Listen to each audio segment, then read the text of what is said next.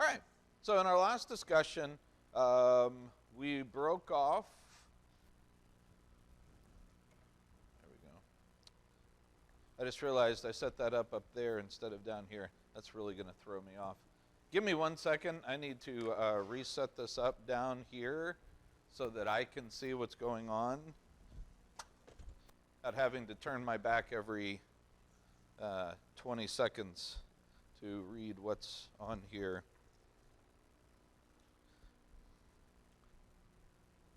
So we're going to lose picture here very briefly.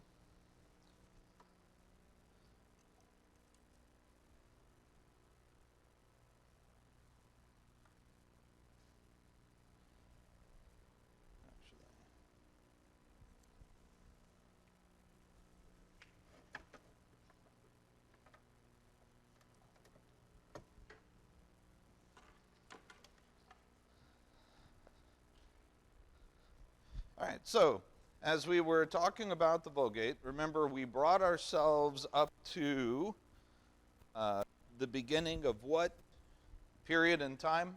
What do we call that era, really, to some degree? Okay, yes, into and through the Renaissance. Which, remember, the Renaissance, what does Renaissance mean? Rebirth, and it was the rebirth of what? What's that?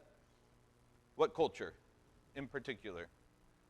All right, yeah, it was the rebirth of Greek and ancient cultures, Greek and Roman cultures. All right, so get ourselves going again here. All right, so this is Jerome behind us.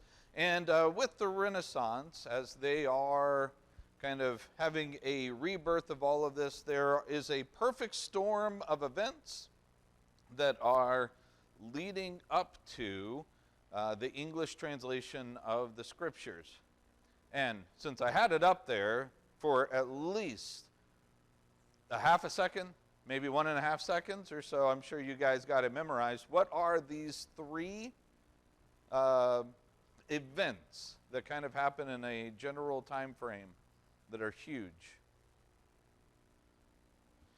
All right, first of all, the printing press. Around AD 1440, this revolutionizes the way that writing takes place even. The ability to print things and have them distributed very easily. This makes such a huge change. All right, what else? Yeah, Kathy? All right, the fall of Constantinople. Anybody know what year? 1453. Good job, Isaac. Yep, 1453, the fall of Constantinople. Why is this important?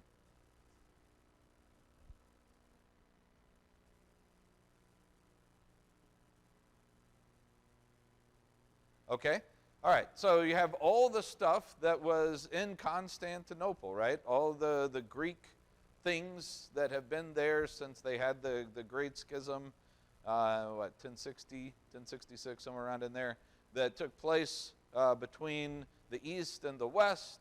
And now you have all kinds of religious people grabbing up anything that they can, all kinds of Greek manuscripts, things such as that. And where are they fleeing to?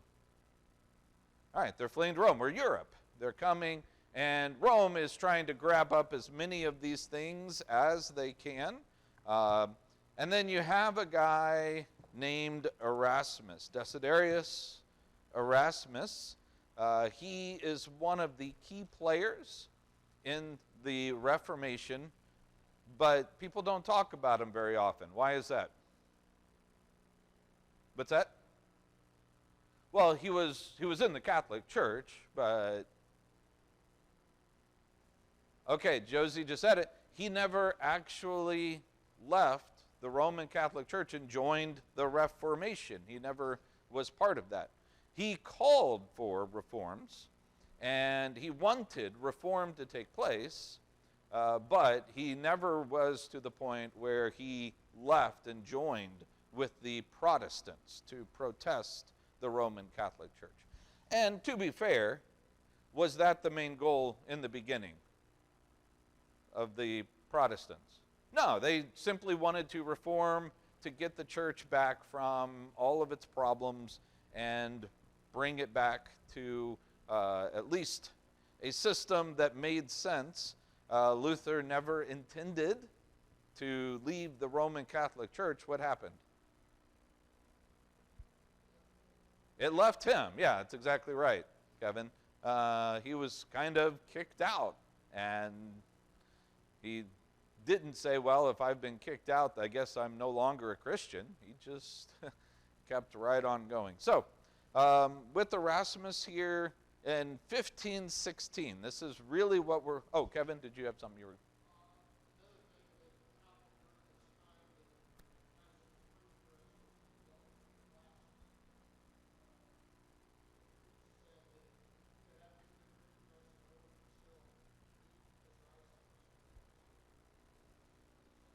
All right, so the invention of glasses, I wasn't aware of that. So that's a huge one, though. Yeah, do you happen to know what year? Okay, all right, very good. At some point during this time. So that's also huge. I mean, absolutely. Glasses make such a big difference on the ability to read and look at things. Novum Testamentum Omne, I guess. I don't know if I pronounced that correctly or not.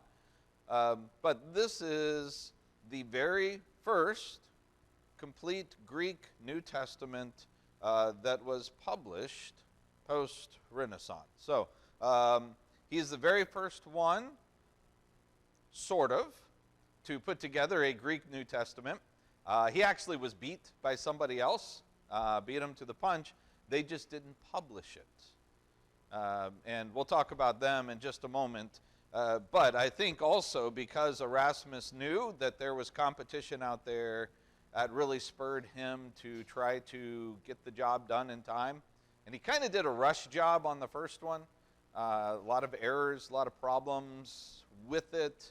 You can kind of tell that it was kind of a rush job, but it went through various revisions as well. At his disposal, all that he had, Erasmus, all that he had when he put this together was actually 7 main manuscripts. What do I mean by that? What's a manuscript?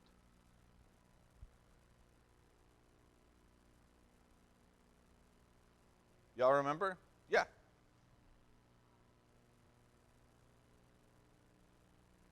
Okay. Yeah, it's not the original, the autograph, but it's a copy. But it's a copy in which language? Yeah, exactly. So it's a copy in the same language as opposed to a translation, which is a copy in a different language. So he only has 7 of these. Why is that important to have multiple ones of these available to you? Okay, Josie said, in case something got missed, what can you do if you have multiple things in front of you? Compare them and contrast. This is what we call, and this is another one of those terms, an eclectic text. So what that means is that what we have before us is a production. It is created. Erasmus's Greek New Testament was not just a single manuscript that he had, and he said, well, this is it, I'm going to put it out. And we do the same thing today. We don't have a single manuscript somewhere where we say, well, this from the 3rd century must be correct, so we'll use it. What we do is we look at all of the manuscripts that we have, compare them with translations, whatever, and then we might use a bulk of it from here, and we might use some of the wording from over here. We may compare about 50 of these things together and say, well, it seems most likely that this is probably the wording, and I'm getting into some of the stuff we're going to talk about when we get into textual criticism and that whole field of study. But I just think it's important that we understand from the beginning, there's not a single manuscript out there that Erasmus is using when he comes up with this. And if there was a single manuscript they were using, that would immediately call it into question, because you have variants and changes and things that take place from manuscript to manuscript. Again, we'll talk about all of this, explain all of this in more detail when we talk about textual criticism. But I bring this up to state, does 7 seem like a lot? No, not at all. You know, now, I mean, as far as things we have, I don't remember what the last number was, something like over 6,500 just manuscripts, you know, that are attested in some way, whether it be fragments, some whole copies, things like that. You know, the translations are 20 to 30,000 translations from antiquity that we can compare, contrast with. We have a lot more information today than what Erasmus had when he started off with. Now, this is his very beginning in 1516. He got his hands on more stuff with his revisions, and his revisions allowed him to do more. But how many manuscripts, does anybody know how many manuscripts he had to base Revelation off of? Yeah, big fat 0. He didn't have anything from Revelation in Greek. So what did he do for his Greek New Testament?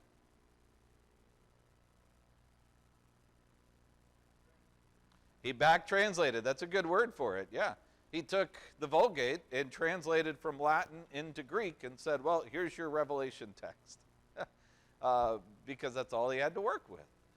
So this is a huge, major endeavor. And I know I'm, to some degree, it seems as if I'm trying to minimize what it is that he did or what it is that he had. And I think it's important that we understand it was very minimal. But the fact that somebody is taking the Greek texts and putting them together, figuring things out, and is creating an actual Greek New Testament for people is huge. This is a break from what we've seen with the Roman Catholic Church and the Latin Vulgate. Since the days of Erasmus, almost every translation from a scholarly perspective has followed this line of thought and has come from a Greek New Testament that was put together in this way. Erasmus really is responsible for changing the game. Now, Erasmus, as we said, gets the credit. Well, let me say one thing, I think, just very quickly here before we move into this just interesting story about the other. Are there any other translations happening during this time? Or before this time? Yeah, right? Such as, okay, Tyndale's going to be just a little bit after. Yeah, Wycliffe's English translation. We're going to talk about that in just a little bit. In the 1300s takes place. What I'm tracing right now, before we talk about the English translation itself, what I'm tracing right now is the Vulgate into Greek and the way that translations have been working today. All right. Interestingly, Erasmus gets the credit, but he wasn't actually the very first one to put together a Greek New Testament. That one actually belongs to something called the Complutensian Polyglot Bible. That just rolls right off the tongue, doesn't it? It's a full, complete Bible. It has the Old Testament and New Testament, and it has also Hebrew and Aramaic and Greek dictionaries, study aids, and such. So let's see here. The polyglot simply means many languages. If you ever hear about a polyglot, it just means that it's a writing that's in different languages. So if maybe some of you guys might have that. You know, some of y'all might have a Spanish-English Bible where it has the Spanish on one side, English on the other, or something. That would just be a polyglot. Let's see here. This actually was done with a high level of scholarship. It almost puts Erasmus's to shame in actuality. The Old Testament was 4 volumes, and the Old Testament had the Hebrew, and then the Vulgate in the middle, and then the Greek Septuagint text. And then there was some more added in Syrian translation and some new Latin translation that was a part of that. So it had those 3 languages, and then you had the New Testament, which was Greek and Latin. And then, like I said, they had another volume that was for these different dictionaries and study helps. The New Testament was completed in 1514, 2 years before Erasmus completed his. The problem, though, is they weren't done with the rest of it yet. And they didn't want to publish any of it until they had the whole thing complete. And so they had to wait for the Old Testament to be finished and put together so that it wasn't published until after Erasmus had put his out. So he gets the credit as being the first one to actually publish a Greek New Testament.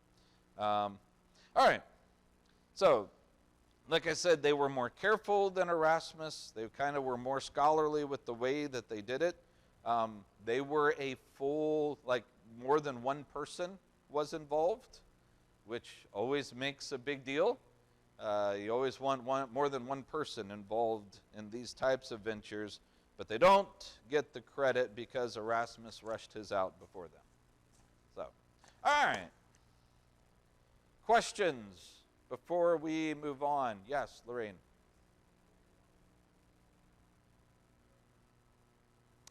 Did the polyglot include Aramaic?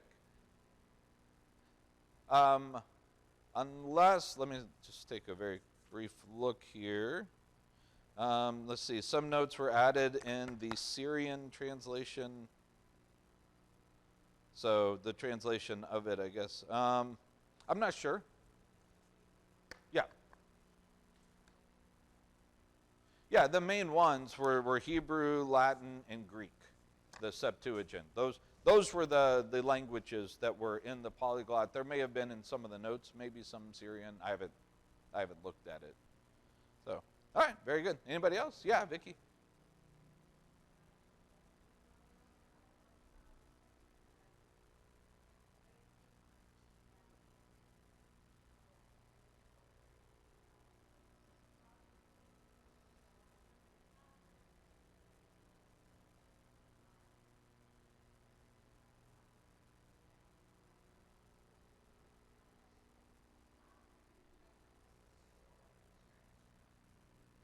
Mm-hmm. Yeah.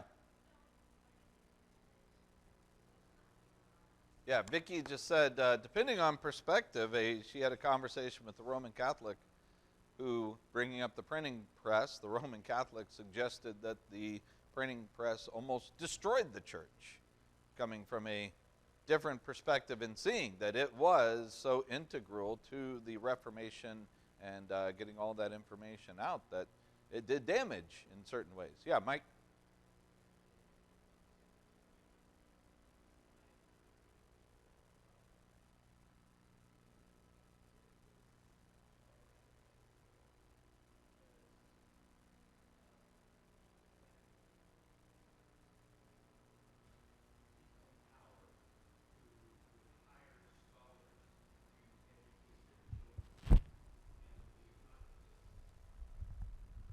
Hold on one second. Let's let a microphone get to you because there's no way I'm going to be able to restate this for everybody here and the folks at home. All right, go for it. Thank you, Sharon.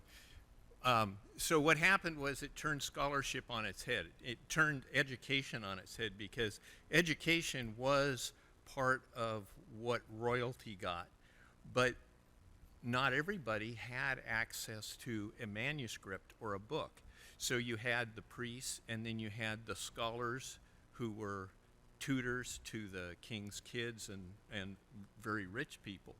And so the minute they started publishing these things, literally the value of the people at the top who had this knowledge dropped.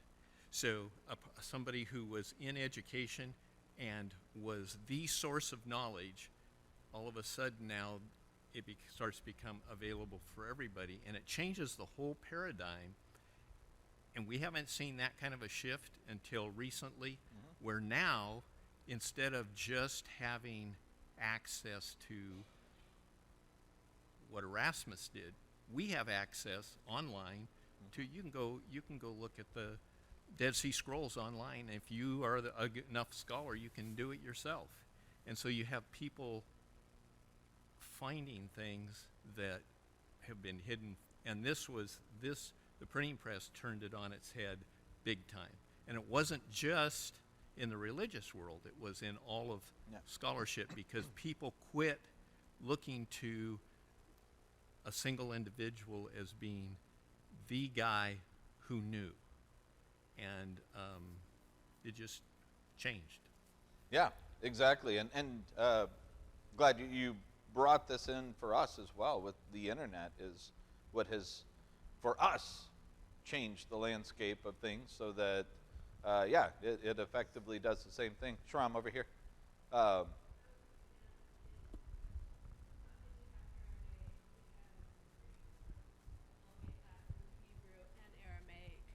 In its lower portion, and it was done in Spain because they were known for their translations, it says here. Yep. All right, very good. Thank you. All right. So let's go ahead and, it looks like I have one more thing here. Oh, yes, we already talked about that already. In fact, that's a good transition to make, as we're now going to begin looking at the English translation of the Scripture. And when you begin to look at the translation of the Bible into English, immediately where do you begin? Not King James. King James Version comes a long way down the road. We said it earlier. All right, John Wycliffe. He kind of stands as the base for things that will come. 1328 to 1384. Now, I'm going to ask here, just real quick, what is going on in his lifetime that's huge? Anybody familiar with your medieval history in the Roman Catholic Church?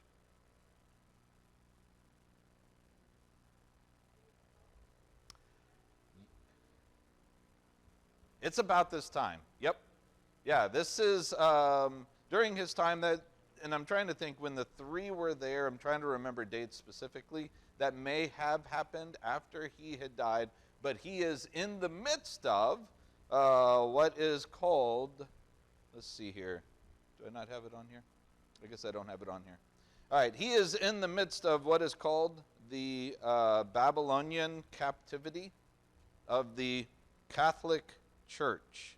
So I probably have that further down the road because I thought it was on this thing here. But what is the Babylonian captivity of the Catholic Church? It's been a little bit since you guys talked about your church history.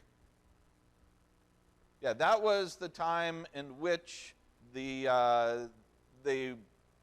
elected a pope, and he was French, and he was really closely tied with the King of France, and he was coerced into picking up the Roman Catholic Church and moving it to Avignon, France.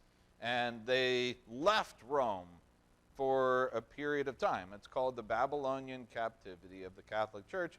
At the tail end of that, after that pope died, you had them trying to return the church back to Rome, and then they had one in Avignon, and they said he's the pope, and half the countries followed him, and another one, this is what Sharon was talking about, another one in Rome, and half the countries were backing him, and those popes excommunicated each other, And so you had this big old mess, and finally they said, well, why don't we just fix this by appointing one pope that everyone can agree on, but the others wouldn't agree on? At one time, you had 3 different popes going on.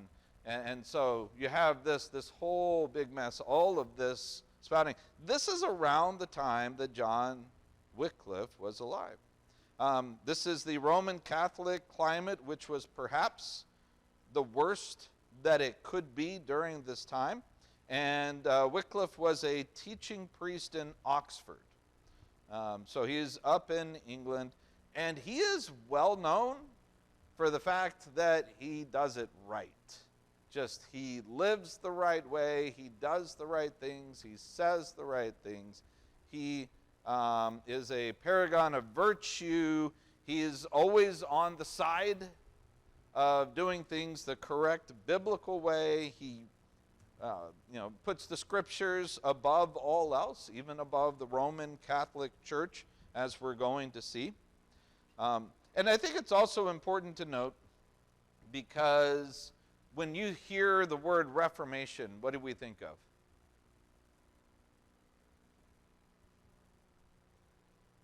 You think of Wittenberg, right?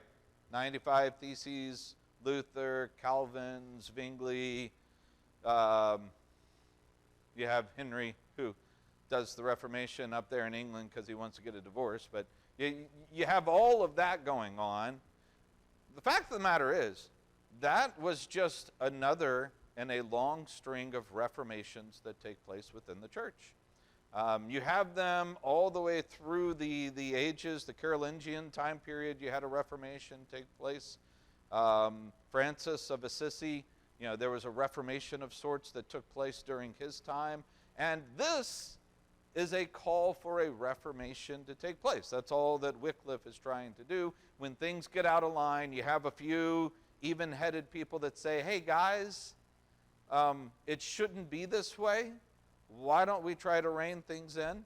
And usually those people have a tendency to win out in the end, and things kind of reform a little bit before they go haywire again, which is what calls for another Reformation. The only difference between all those other ones and the one with Luther and Calvin and them was what?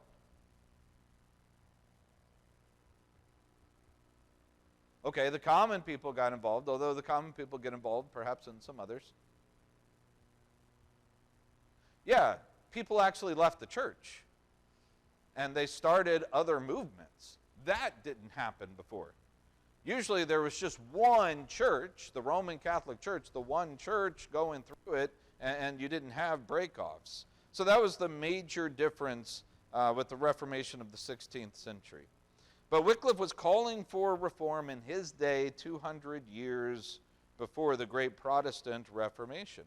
And so he called for reformation, first of all, because he thought the church was too political. He says we're overstepping our boundaries. As a church, what is our main role and purpose? Is it to control what kings are doing? I'm asking you, is that the goal and purpose of the church? No. It's to lead people spiritually to be in line with Christ. And that's what he said. He said, we don't have any business being a part of all this political nonsense that's taking place.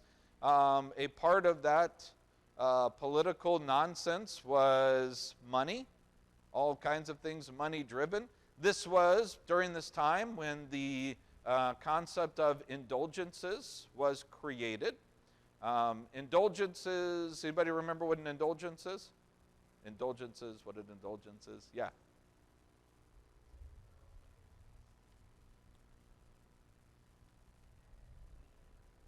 Okay, hold on. One second for the microphone. Okay, go ahead. That way I can hear you.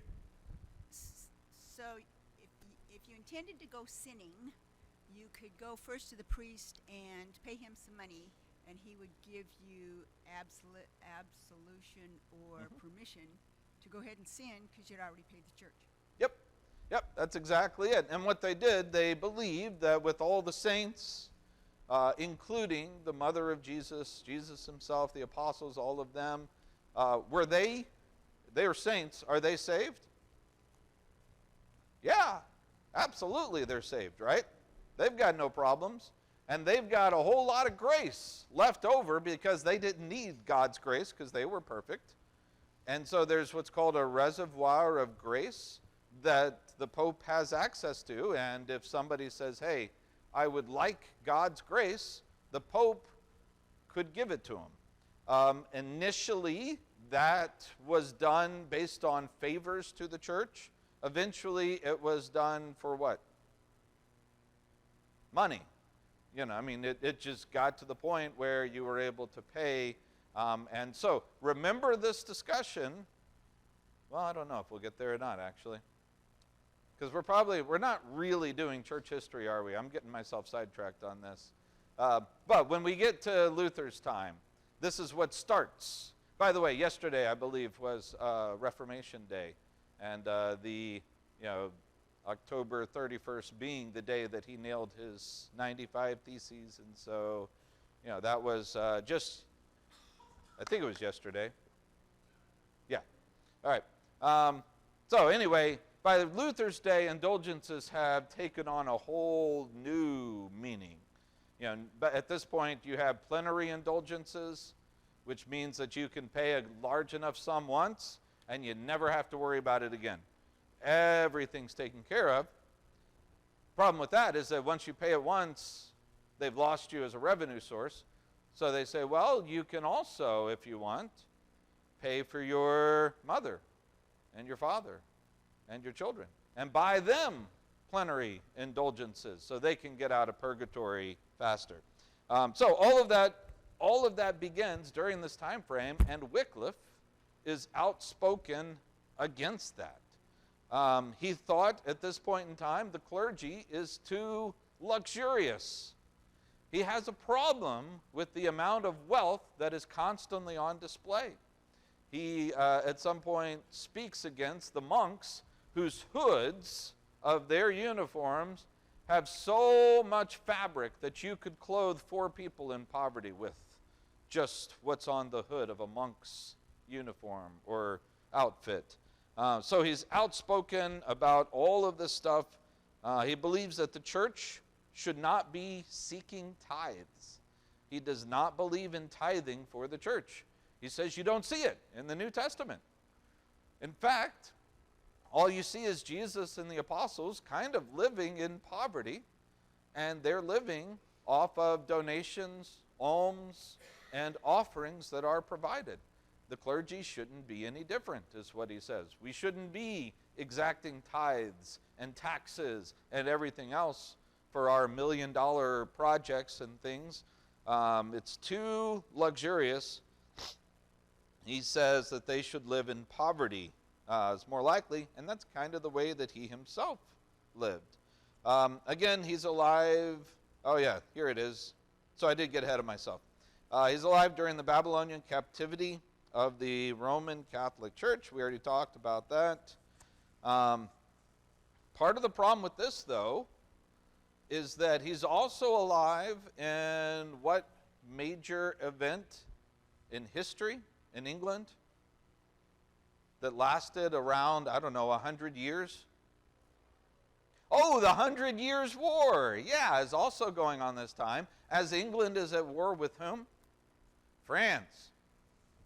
Where's the papacy again during this time? France, yeah. And the church is involved in supporting the French army against the English. Kind of turned the tide to some degree in that. And so basically all of the churches in England were being called upon to send their tithes and extra money and taxes and everything else to the papacy in France so that the papacy could do what with the money? Well, yeah, give it to the French army to defeat the English. Does that sound very fair? Not at all, especially if you don't believe that the church should be involved in any way, shape, or form with the goings-on in the political field and all of that. Yeah, he actually advocated, Wycliffe advocated that they not pay for, or all of the things that they're supposed to pay, their tithes, their taxes, the cities and everything that the government is supposed to give to the Roman Catholic Church. And Wycliffe is one of the key witnesses that they used. They brought him in as an advisor to where he says, no, don't do that. That would be dumb for you to do that. In fact, I think he may have said evil. He may have called it evil for them to do that. So, one of his big things pertinent to our discussion is he believed the populace should read the Bible. That it should not simply be in the hands of a few, but it should be read by everybody. Again, where does he get this idea? That the Bible is for everybody, and everybody should read it for themselves and should interact with Jesus. Where does that idea come from? From the Bible itself, right? Yeah, again, his idea of Scripture trumps everything else. Scripture trumps what it is that the Roman Catholic Church or tradition or anything else would say. Go to Scripture, and what do you see? What do you find? How does it read? And he says, if it doesn't have this in there, the authority of the papacy to take political stances and to take the money and to do all of that, he says, if you don't see it, we shouldn't be doing it. Does that sound familiar, by the way, that kind of stance? It should, right? Isn't that kind of the way that we think? I'm not by any stretch of the imagination saying that Wycliffe was perfect, but philosophically, as he stands in his day and in his time with the water that he swims in, can you see just how crazy this is? These are revolutionary type of ideas. So, because of this, in 1830, Wycliffe began a translation of the Bible from Latin. Why doesn't he do it from Greek and Hebrew? Yeah, they don't have access, especially to the Greek at this point. They may the Hebrew, but but he just uses the Latin that they have because that's what they use. And he believes the Latin itself was meant for whose use? When Jerome put it together, who was supposed to use it? Everyone, right? So why not take the Latin meant for everyone and put it into English meant for everyone? Interesting. Oh, here's a copy.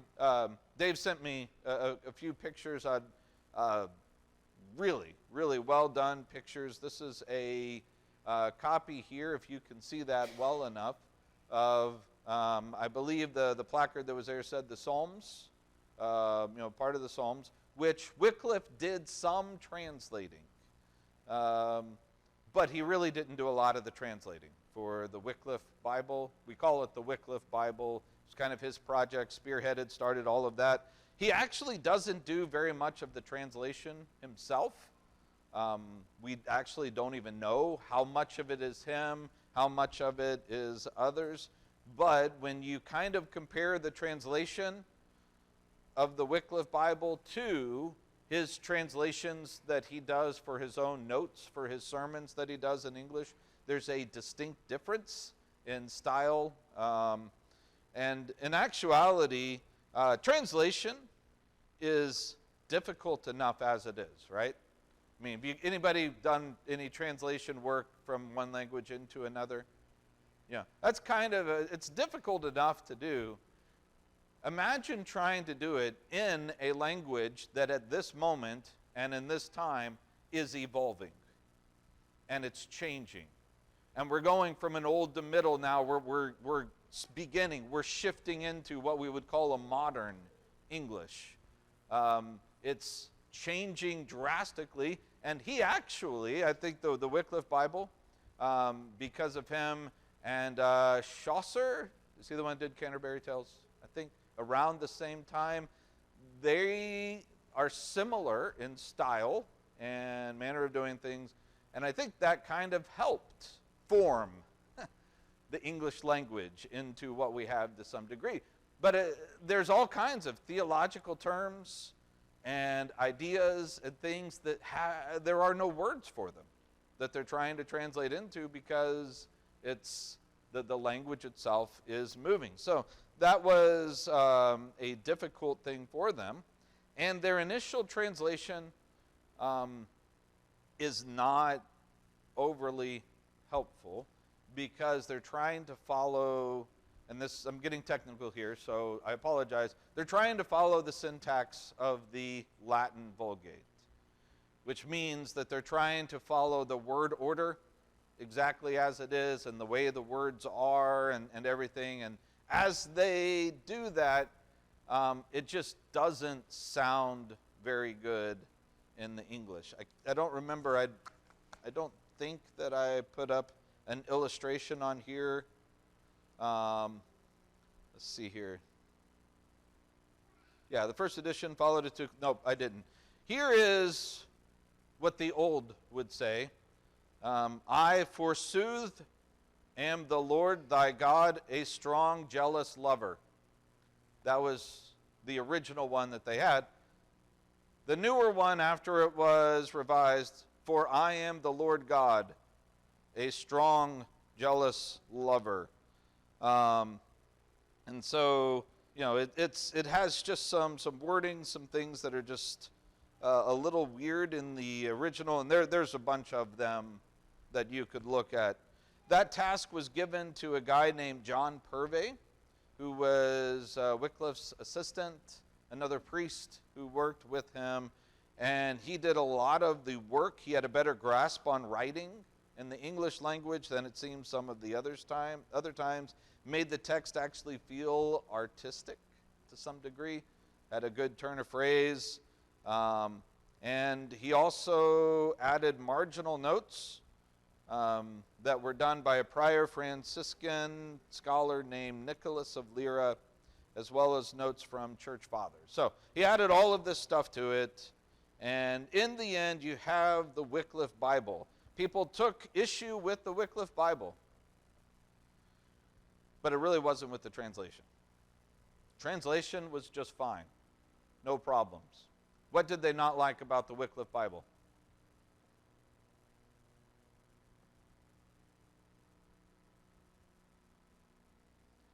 Okay, yes, that's number two. I need number one first.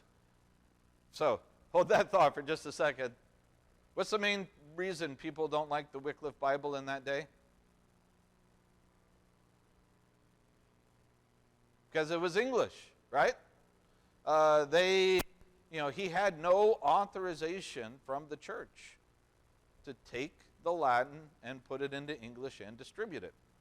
And so that was one of the things that people had, one of the problems that people had with this. He's doing this. This guy's gone rogue, and he's putting this out. Another problem, though, as Jan said, is the marginal notes, in which some of his marginal notes that are put in there demonstrate Wycliffe's teachings that he has against such things as the papacy, and his view in 1381, where he officially comes out and declares his view of transubstantiation. Remember, transubstantiation, that is the Roman Catholic view of what they call, the Mass, the Eucharist, that the bread and the blood do what? All right, they literally become the body. Did I say the bread and the blood? Sorry. The bread and the grape juice, literally become the body and the blood, so that you are literally, it's a miracle that takes place, that this bread that you eat is the body, because that's what the text says, right? Behold, this is my body. But it is, and it becomes his actual body as you are eating it, miraculously still in the form of bread. And he said, that's just kind of ridiculous. Wycliffe said, I don't buy it. That's a very late viewpoint. That was added in, well after the case. Nobody talks about that before.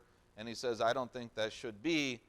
And that is the biggest reason that he eventually is going to be excommunicated. Was that number two?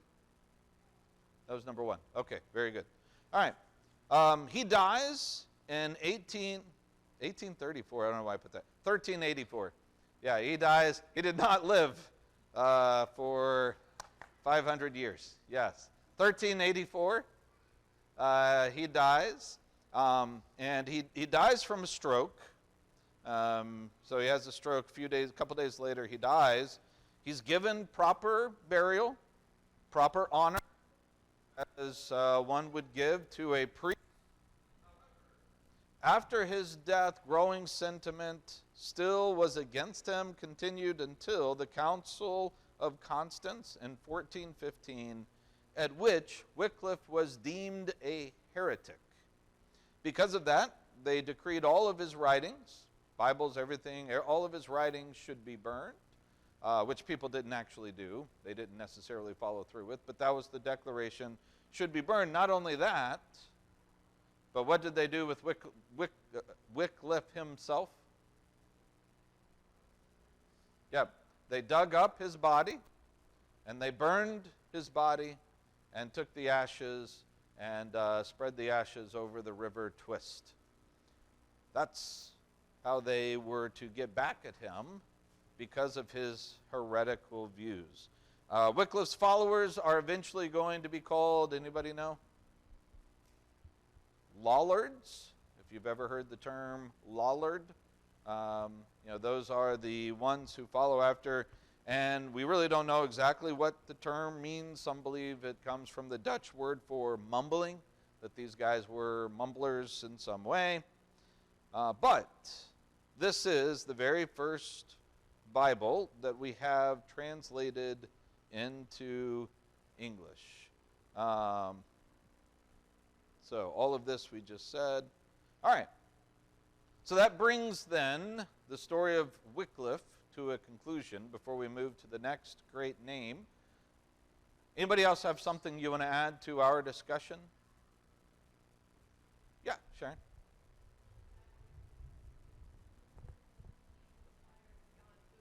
We've talked about Jan Hus, and he's the one that motivated Martin Luther. He's the one that Martin Luther has mentioned that because of Jan Hus's teaching, but Jan Hus got it from Wycliffe, so it was a kind of a chain reaction. It is. Of Wycliffe's teachings. Yep. Yeah. So Jan Hus, another outspoken, I guess you could say, desirous reformer who paid the ultimate price as well, because he was executed for. Yeah, so, the burning that took place with him as well, you see the same type of stuff. But that's what, you get the inspiration for how you are going to live from the people that you see before you. And that plays a big deal. All right. Very good. Good class, guys. We're going to stop there, and we're going to pick up with William Tyndale and his translation next time. All right. Thanks a lot, guys.